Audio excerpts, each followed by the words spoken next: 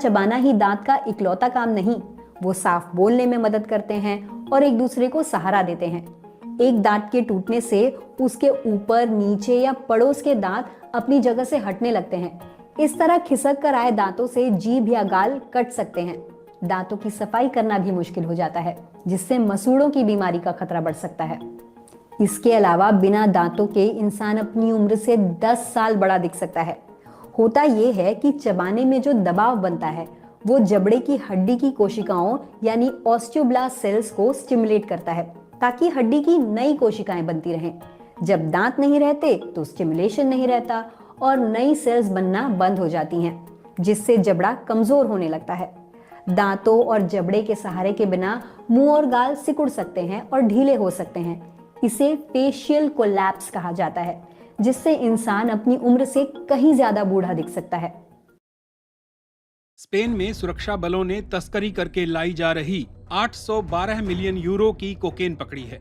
इतनी मात्रा में नशीली दवाएं अब तक दुनिया में कभी एक साथ नहीं पकड़ी गई थी। स्पेनिश सिविल गार्ड ने अटलांटिक महासागर में 2 ऑपरेशन किए। इनमें से एक कार्रवाई में 30 टन से ज्यादा कोकेन मिली और दूसरी कार्रवाई में 11 टन कोकेन मिली। स्पेनिश गृह मंत्री फर्नांडो ग्रांदे मायार्स्का ने कहा कि यह बड़े अपराध के खिलाफ एक सख्त कदम है। ऑपरेशन में 8.5 टन हशीश भी जब्त हुई। साथ ही करीब 72,000 लीटर पेट्रोल, 20 जहाज, वाहन और हथियार भी पकड़े गए। इस ऑपरेशन में कुल 77 लोगों को गिरफ्तार किया गया है। आपको हंस के उस बच्चे की कहानी याद है जो बड़ा होकर सुंदर हंस बनने तक सोचता था कि वो बतख का बदसूरत चूजा है? ऐसा ही कुछ 7 से 12 साल की उम्र के बच्चों के साथ भी होता है। जब ऊपरी जबड़े में परमानेंट कैनाइन आने लगते हैं तो हड्डी के अंदर रहते हुए वो ऊपरी इंसाइजर्स की जड़ों पर दबाव डालते हैं।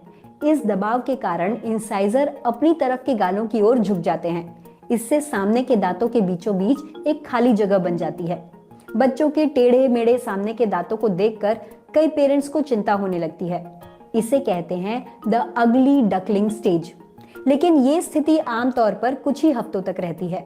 जब ऊपरी कैनाइन बाहर आने के लिए और नीचे आने लगते हैं तो इंसाइजर के ऊपरी हिस्से यानी क्राउन पर दबाव डालने लगते हैं। तब इंसाइजर्स उल्टी दिशा में झुकने लगते हैं और बीच की खाली जगह बंद हो जाती है। और सबसे बाद में आते हैं विजडम टीथ यानी अकल दाढ़। ये सबसे पीछे के 4 मोलर होते हैं।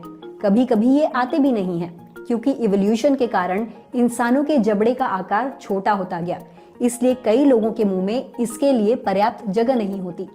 ये हड्डी में रहकर आगे के दांतों पर जोर डालते रहते हैं, जिससे दर्द या सूजन हो सकती है।